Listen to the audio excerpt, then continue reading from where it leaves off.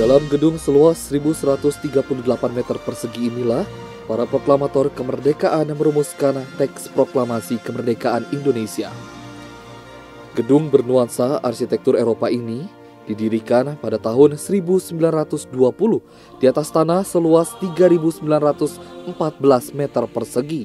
Pada masa pendudukan Jepang, gedung inilah yang menjadi tempat tinggal Laksamana Muda Tadashi Maeda, kepala kantor penghubung antara Angkatan Laut dan Angkatan Darat.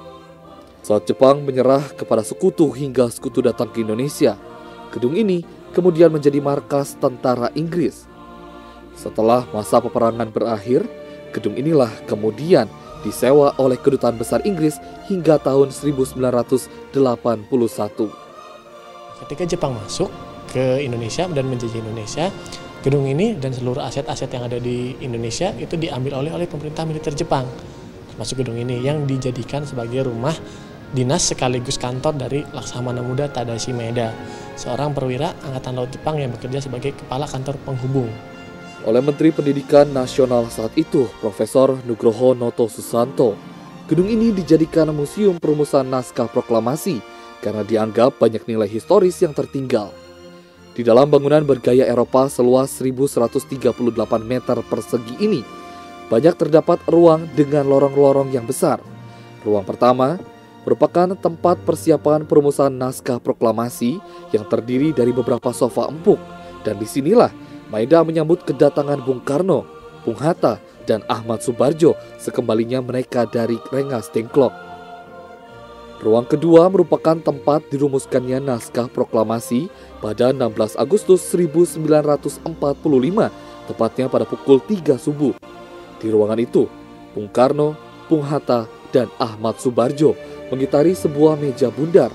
Dengan di tangannya sendiri, Bung Karno menuliskan naskah proklamasi, sedangkan Bung Hatta dan Ahmad Subarjo menyumbangkan pikirannya secara lisan. Untuk memberikan kesan nyata kepada peristiwa-peristiwa sejarah yang terjadi, pengelola museum menghadirkan berbagai diorama dengan ukuran 1:1, seperti Soekarno, Hatta, dan Ahmad Subarjo yang sedang merundingkan naskah proklamasi. Sementara ruang ketiga adalah tempat pengesahan dan penandatanganan naskah proklamasi yang tentunya dibacakan oleh Soekarno di hadapan tokoh-tokoh pergerakan bangsa Indonesia yang hadir. Sementara ruang keempat, tepatnya di bawah tangga, merupakan tempat pengetikan naskah proklamasi oleh Sayuti Melik. Menaiki tangga yang bergaya Art Deco, pengunjung akan tiba di lantai 2. Di lantai inilah terdapat berbagai benda bersejarah seputar masa pergerakan.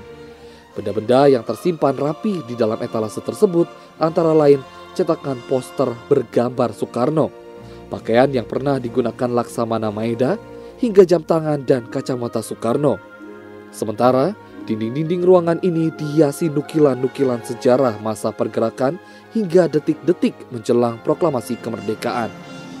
Hanya dengan membayar Rp2.000, pengunjung sudah bisa menikmati pengetahuan sejarah seputar perumusan naskah proklamasi.